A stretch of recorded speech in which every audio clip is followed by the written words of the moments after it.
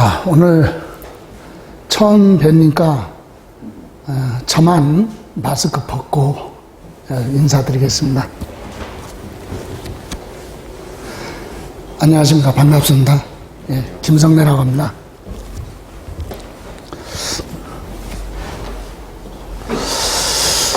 자, 오늘 저랑은 첫 수업이잖아요. 첫 만남이죠. 2주가 돼 가니까 앞에서 과목 선생님들이 오리엔테이션을 다 했어요. 그죠? 그래서 또 하면 또 지겨운데 또 안 할 수도 없고, 그래서 세법에 대한 내용만 간단하게 한 1, 20분 정도 하고, 그리고 수업을 들어가는 걸로 하겠습니다. 저는 공인모에 기본서 저자로 있고요. 현재는 전 개인적으로 강의를 한 30년 가까이 하고 있어요. 제가 오늘 뜻깊은 동네예요. 실은 제가 중학교 시절에 고등학교까지 졸업할 때까지 제가 이 동네에 살았어요. 옛날에는 여기가 어린이 대공원이 아니라 골프장이었어요. 골프장. 자, 새롭게 와 보니까 굉장히 변했네요. 자, 그래서 저는 이제 학원에서, 이제 여러분하고 1년 동안에 이제 세법을 같이 공부할 김성래라고 합니다. 자, 그러면 앞에서 언급했지만 우리 세법에 대한 부분만 몇 가지만 점검하고 가죠. 자, 공인중개사 과목에 1차 과목이 있고요. 2차 과목이 있잖아요. 1차 과목은 다 이제 설명드렸으니까 2차 과목에서도 역시 제일 어렵다고 생각이 드는 부동산 공법이 있죠. 이 공법은 점수를 많이 올릴 수 있는 그런 부분이 아니기 때문에 수업 시간만 충실해주면 충분히 55점 정도, 60점 이렇게 나올 수가 있는 그런 부분이에요. 그래서 시간을 많이 투자하지 마시고요. 공인중개사법, 요거는 효자 과목이죠. 32회 시험에만 어려웠을 뿐이지 통상적으로 80점 정도 나와주는 과목이에요. 여기서 점수를 많이 얻어갖고 2차 전체 평균을 내야 되니까 이 과목, 요거는 1교시의 수업을 보잖아요. 그리고 이제 요거 끝나고 나면 이제 3교시가, 2차 과목의 2교시가 부동산 공시법, 저번 주에 공부하셨죠? 강 교수한테, 그죠? 오늘 공부해야 될 부분, 부동산 세법. 여러분, 요거하고 합쳐서 하나의 과목이에요. 그죠? 그래서 이 두 개 가지고 과락을 면하면 돼요. 과락. 그러니까 과목별 점수가 기준 과목이 40이잖아요. 그러면 공시법 다 틀리고 세법을 다 맞아도 과락은 면할 수 있죠. 16문항이면 딱 40점이니까. 그러니까 공시세법은 과락을 변하는 과목이 아니라 과락을 변할 수 있어요. 그런데 그걸로 끝나는 게 아니라 2차 평균이 어떻게 돼야 돼요? 60점이 돼야 되잖아요. 요거는 60점 넘어주는 과목이고, 요거는 60점이 되던가 조금 한두 문제가 부족한 부분이고, 키는 여기에서 가지고 있다 이거죠. 그래서 저는 부동산 세법을 2차 과목이 전략 과목이다. 전략 과목. 그래서 세법은 16문항이 출제가 되지만 여기서 10개에서 13개에 충분히 맞출 수 있다. 그래서 세법에서 10개 정도만 맞춰준다면 2차 평균은 무난하게 갈 수 있어요. 여기 공시법에서 12문제, 절반이 12문제잖아요. 여기에 하나 더해서 13문제 맞고 세법에서 10개 맞아주면 2차는 무난하게 평균 점수가 나올 수밖에 없어요. 그런 과목이니까 앞으로 전략 과목이라 그랬으니까 빠지지 마시고 수업에 참여하시면 충분히 점수가 나올 수 있다. 합격할 수 있다. 이렇게 생각을 하시고, 자, 그러면 10년 동안에 출제됐던 내용을 한번 보면은 컴퓨터 이런 건 이제 보세요. 여러분 교재 보시면 우리 교재는 크게 세 가지. 하나는 1편. 그죠? 여러분 교재 잠깐 받으셨죠? 448쪽. 448쪽에 보시면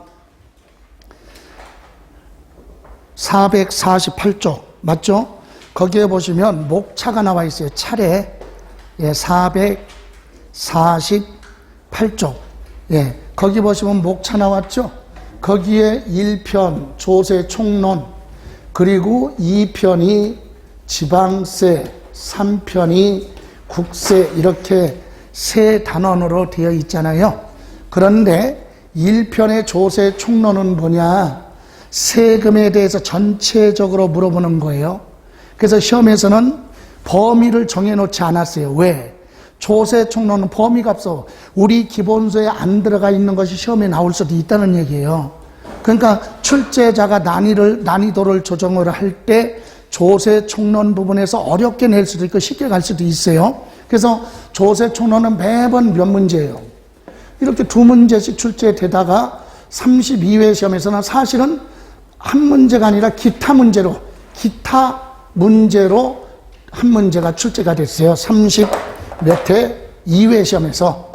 그래서 여기서도 조세 총론에서 한 문제가 나왔고, 그 다음에 이제 취득세 보시면 보편적으로 요때만 빼놓고는 전부 다 몇 문제예요. 평균적으로 3문제 출제되는데 역시 32회 시험에서도 3문제가 출제됐어요. 그대로. 그리고 재산세가 매년 몇 문제예요. 3문제씩 출제됐고, 그런데 32회 시험에서만 한 문제가 감소됐네요. 2문제밖에 안 나왔어요. 그리고 종합부동 이렇게 해서 우리 지방세는요, 지방세는 요거 합쳐서 여기까지 합쳐서 원래는 7문제가 나와야 되는데 6문제밖에 안 나왔어요. 지방세에서. 그리고 이제 국가로 들어가는 세금, 국세에서는 종합부동산세. 자, 여기서 한 문제씩 쭉 출제가 됐었는데 여기서 3문제가 출제됩니다. 32회 시험에서. 그래서 저를 비롯해서 세법을 강의하는 선생님들은 한 문제 정도 출제되니까 여기에 시간을 많이 투자하지 말아라. 이렇게 했어요. 저 역시도. 그런데 이렇게 웬걸 3문제가 출제되니까 수험생들이 현장에서 볼 때는 당혹스러울 수밖에 없었던 시험이 32회 시험이에요. 그리고 양도소득세, 임대소득은 합쳐서 6문제 그냥 통상적으로 나왔어요. 그죠? 그래서 국세가 원래는 7문제, 2문제. 그래서 전체가 16문항이 출제가 되는데 요번에는 국세가 9문제, 지방세가 6문제, 2개 합치니까 15개라가 여기서 한 문제 이렇게 출제가 됐다. 그래서 32회 시험은 이렇게 방향을 좀 출제됐던 과거의 평균적인 출제 비중이 조금 벗어났죠. 자, 그러면 32회 시험은 이렇게 됐는데 그럼 32회 시험만 가지고 다시 한번 분석을 해보니 이겁니다. 자, 세법은 그럼 어떻게 해야 되느냐? 아까 말씀드린 대로 많이 출제되는 부분은 신경 써야 되겠죠. 그죠? 그래서 세법을 앞으로 뭐하라? 없는 시간을 쪼개서 1차 과목도 하고 2차도 준비하려면 시간이 많지 않기 때문에 세법을 전략적으로 공부를 해야 되는데 그 전략적이라는 게 뭐냐? 자, 맨 먼저 세금 전체적인 내용의 조세 총론이 통상적으로 2문제가 출제되는 건 33회도 그럴 것이다. 32회에서만 벗어났고, 그래서 이렇게 지금 보면은요, 3문제, 1문제, 6문제, 1문제, 이게 평균 10년 동안에 출제됐던 문항이에요. 이걸 우리가 공부할 거거든요. 그런데 물론 비교를 하기 위해서 32회 시험에서는 여기서 한 문제가 아까 줄어들었었고, 그죠? 취득세는 그대로 3문제, 등록면허세는 그대로 1문제. 그런데 문제는 재산세에서 아까 하나가 감소됐죠. 그리고 여기 와서 종합부동산세에서 1문제 출제되던 것이 3문제. 이렇게 해서 빈도를 좀 벗어났지만 그래도 33회 시험에서는 여러분이 효과적으로 전략적으로 하려면 문항수가 많이 출제되는 부분은 집중적으로 공략을 해야 되겠죠. 그럼 여러분이 16문항 중에서 10개에서 13개 맞으려면 세금, 이 5가지 세금, 총론 말고 5가지 세금을 앞으로 공부할 거거든요. 그런데 이 중에서 어떤 거 3개 뽑아서 공부하라 그러면 어떤 거 뽑을 것 같아요, 여러분? 예? 뭐? 네, 취득세 해야죠, 3문제. 필수. 그 다음에 뭐예요? 재산세. 그 다음에 그렇죠. 이게 전략이에요. 이거 세 개 필수로 알아 이거지. 그랬더니 어떤 분은 잘못 이해하시면 그러면 나는 등록면허세는 안 하고 종부세 안 하고 그런 뜻이 아니라 이론 수업을 할 때는 계속 반복해서 수업을 하되 나중에 가서 정리하거나 시간을 투자할 때는 그것보다는 기본은 해놨으니까 취득세, 재산세, 양도소득세에 치중을 하라 이 뜻이에요. 그런데 이때 취득세가 정리가 되잖아요. 그러면 등록면허세는 비슷하기 때문에 유사한 게 많기 때문에 어려움이 없다. 또 재산세를 공부하면은요, 재산세, 과세 된 것 중에서 땅하고 주택만 따로 빼서 종합부동산세를 부과하기 때문에 재산세가 정리가 되면 종부세도 수월하게 공부할 수 있다 이 얘기예요. 그래서 세 과목은 필수적으로 정리를 하면 되고요. 자, 그러면 이제 학원에서 상담하실 때나 많이 들으셨지만 커리큘럼이 있죠. 보편적으로 이 커리큘럼은 거의 비슷합니다. 학원마다 거의 다가 같다고 해도 돼요. 그래서 첫 번째 뭐 이런 과정이 있어요. 그런데 조세 총론, 지금 여러분 공부하러 잘 오셨어. 왜? 여러분 11월, 12월 달에는 기초과정이다. 그래서 공부를 하는데 저는 세법은 조세 총론을 할 거예요. 왜? 세금에 대한 전체적인 내용을 기본적으로 훑고 그리고 나서 이제 강론에 들어가서 공부를 할 겁니다. 자, 취득세 같은 건 이제 기본 과정에서 공부하는데 기본 과정이 언제냐? 1, 2월 달이에요. 1, 2월에 2개월에 따라서 수업이 끝나죠. 종료가. 그리고 개념 완성이 3, 4월, 핵심 이론 마무리하는데 5월, 6월. 그러니까 이론을 몇 번 하는 거예요. 3번 하죠. 똑같은 내용을 3번 한다. 이렇게 생각하시면 돼요. 다만 여기는 기본적인 거 조금 더 들어가서 판례 부분이나 실무 부분을 접목하는 거 이론 정리합니다. 그런데 이제 문제점이 바로 뭐냐면 공시하고 세법은 하나의 과목으로 되어 있기 때문에 격주로 수업한다는 얘기예요. 그러면 다른 과목은 한 달에 4번씩 2달이면 8번을 공부하지만 우리 공시세법, 세법 같은 경우는 2번 하니까 2달에 4번밖에 안 해요. 4번, 한 달에 2번씩 보면은요, 선생도 반가워.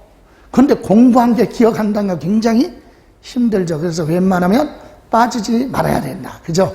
자, 이렇게 해서 이론은 정리하고 이제 문제풀이 들어가기 전에 이론 정리하는 특강 등이 있을 거예요. 왜? 특히 공시세법은 격주로 했기 때문에 여기 넘어가기 전에 기본을 하루에, 2달 해야 될 걸 하루에 특강으로 정리를 완벽하게 요약을 합니다. 그리고 나서 이제 문제풀이 들어가죠. 언제? 7, 8월 달에. 7월 달, 8월 달부터는 문제풀이에 대다수 약간의 변동은 있을 수 있다. 그리고 9월, 10월 달에 가서는 동영 모의고사도 보고 특강도 하고 이렇게 해서 실전 감각을 갖춰서 여러분은 요 커리큘럼 때 따라서 그냥 쭉 학원의 계획표에 따라서 공부하시면 됩니다. 예, 그래서 좀 힘들더라도 올해 코로나 때문에 다른 거 사업하기도 힘들고, 그죠? 예, 그러니까, 나는 내년에는 공인중개사 자격을 합격하는데 치중하겠다. 이렇게 계획을 짜시면 될 겁니다. 자, 이렇게 간단하게 학습 과정 봤어요. 그러면 이제 공인중개사 시험을 준비하는 거니까 제가 여러분한테 요거 할 때 기본 이론, 요거 이론할 때는 보충 자료가 수업할 때마다 나갈 겁니다. 1월 달부터 자료가. 예, 그리고 저기 특강은 특수 자료 가지고 수업을 하니까 이렇게 수업이 진행이 되고요. 자, 이제 마지막으로 여러분한테 당부하고 싶은 건 이거예요. 자, 첫 번째, 실현 가능한 계획을 세워라 이 얘기예요. 여러분 학원에서 공시세법은 4시간 가까이 1월 달부터 할 거예요. 지금은 그렇게까지 안 하고 1월 달부터는 본격적으로 하니까 4시간 정도 하는데 학원에서 4시간 수업 끝나고 집에 가서 식사하시고 쉬었다가 또 4시간을 복습한다. 그리고 복습 끝나고 나서 민법이나 학계론 이렇게 할 수 없는, 실현할 수 없는 그건 계획이 아니죠. 계획은요, 여러분이 학원에서 수업 들었으면 그거 끝나고 나는 오늘 밤 12시 넘어가기 전에 1시간이든 2시간이든 시간을 만들어서 묶어놓고 그 시간에는 내가 다시 한번 책을 보겠다. 이 공부하는 건 여러분이 여기서 수업 강의를 들으면 그 공부가 아니라 들은 거예요.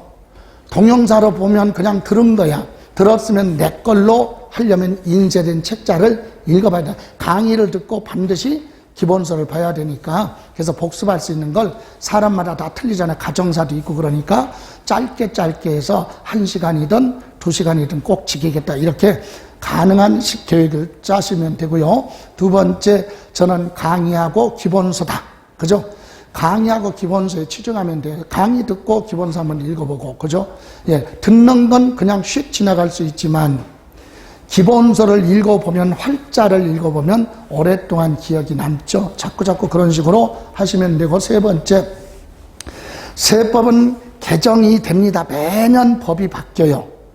법이 거의 바뀌지 않는 건 민법 같은 거. 민법은요, 거의 바뀌지 않아요. 그래서 민법 같은 경우는 개정된 법률이 간혹가다 몇 년마다 미성년자 연령에 대한 거, 또는 주택임대차보호법, 상가임대차보호법의 최우선 변제 대상 금액, 이런 것만 간혹 몇 년마다 한 번씩 개정이 되고 그 외에 특별한 개정 없어요. 그러면 매년 판례는 쌓여지죠. 새로운 판례가 나오니까. 자, 그러다 보니까 개정되는 게 특별히 없다는 얘기예요. 그런데 우리 세법은 지금도 개정안이 들어가 있어요. 지금 제가 기본서 저자인데 여기에 기본서에 개정되겠다라고 정부에서 올린 거, 정부 여당이 국회의원이 많잖아요, 지금. 그러다 보니까 정부에서 세법 개정안이 올라간 건 특별한 내용이 없으면 인원수도 많으니까 거의 통과가 될 것이, 아직 통과 안 됐는데 통과될 것이 확실하다 그러면 여기 기본서에 저는 넣었어요. 근데 추가로 또 변경이 돼서 수정돼 가지고 개정될 수도 있다. 그런 부분에 대해서는 바로바로 개정되는 건 여러분한테 말씀드릴 거예요. 그리고 32회 시험에서도요, 9월 16일 날 종합부동산세법 시행령이 개정이 됐어요. 그런데 그게 10월 달 시험에 반영이 되거든. 그러니까 개정되는 법률은 반드시 정리를 하고 이해를 하셔야 됩니다. 그리고 이제 마지막에는 기본이론 강의를 듣고 기본서를 봤으면 광범위 어디까지 공부를 해야 되느냐, 그걸 체험하기 위해서 기출문제를 다루면은요, 기출문제를 풀어보시면 공부하는 범위가 압축이 돼. 막연하게 공부를 했는데 출제된 문제 등을 보니까 여기서는 요 단어는 요 정도 물어보는구나 라고 범위가 많이 줄여들 수 있죠. 그런데 참고로 민법 같은 경우는 아까 같이 개정되는 게 없으니까 1회 때 2회 때 출제된 거 풀어봐도 도움이 돼요. 근데 세법은 국가 정책에 따라서, 부동산 정책에 따라서 법률이 개정되니까 10년 전, 20년 전에 출제됐던 건 지금의 법률하고 퇴색이 됐으니까 의미가 없죠. 그런데 그런 문제를 왜 출판사에서는 기출문제집에 넣느냐? 책이 두꺼워야 뭐예요? 예? 매매 가격이 높으니까 돈을 벌려고 하는 거고. 그래서 현장에서 이렇게 수업하는 저희 입장에서는 세법은 오래된 건 의미가 없다. 시간 낭비다. 그래서 25회에서부터 32회까지 출제된 것만 풀어도 충분하다. 그래서 이렇게 이제 수업에 관련된 부분은요, 여러분하고 이제 수업을 진행하면서 또 언급을 할 겁니다. 그래서 저는 오늘 처음이지만, 오늘 처음 보고 뵙지만 여러분 시험 볼 때까지 다른 과목도 있기 때문에 저는 세법에 대한 부분은 여러분한테 최대한 시험 범위 공부할 때 부담을 좀 줄여줄 수 있도록 최선을 다하겠다. 그죠? 최선을 다하는데 이때 여러분 참고로 여러분하고 약속을 합니다. 근데 저만 약속하면 안 돼. 공부하는 분들이 중요하니까. 여러분하고 나하고 어디가 학원에 삼위일체가 돼서 혼연돼서 딱 하면 1년 동안 한번 해보자. 그러면 된다는 얘기죠. 예, 그래서 너무 걱정 안 하셔도 되고 공부하실 때 긴장하거나 그럴 필요는 없어요. 참고로 수업을 하시면서 이 세금도요, 광범위하잖아요. 회사의 기장 업무만 담당하는 세무사도 있고, 소송만 전문적으로 세금에 대한 소송만 하는 세무사도 있고, 부동산 전문적으로 하는 사람도 있단 말이에요. 그 중에 저는 부동산 전문이니까 여러분이 공부 수업하는 거 말고 일상생활에서 부동산에 관련해서 상속세나 증여세나 그죠? 임대소득이나 양도소득, 증여세 이런 부분에 대해서 궁금한 거 있으면 수업하기 전이나 아니면 쉬는 시간을 이용하거나 끝나고 나서 질문 얼마든지 하시고 수업하는 과정에 있어서는 수업하는 데서는 수업에 관련된 부분은 그때그때 수업할 때 질문을 하셔도 됩니다. 자, 이렇게 해서 간단하게 오리엔테이션은 여기서 마무리하고요. 이제 본격적으로 저는 2주에 한 번 오니까 시간이 아까워서 수업을 들어가야 돼. 해야 될 분량은 있고 그래서 정리하는 시간 한 3분 정도만 쉬었다가 시작할게요. 예.